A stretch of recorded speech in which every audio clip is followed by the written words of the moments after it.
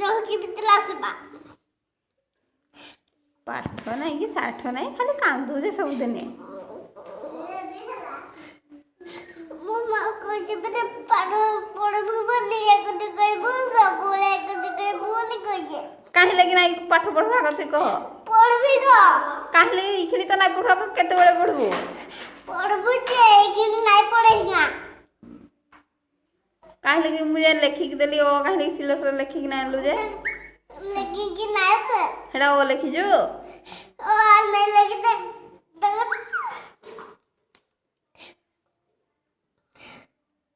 बेसी कथा कहू तुई कथा टे कम कर खाली किछि नहीं करूनु खाली कांदु जे हेले पिटला माइला भलिया हम तो पिटबो बोली मते राग होते हां तुम मते पिटबो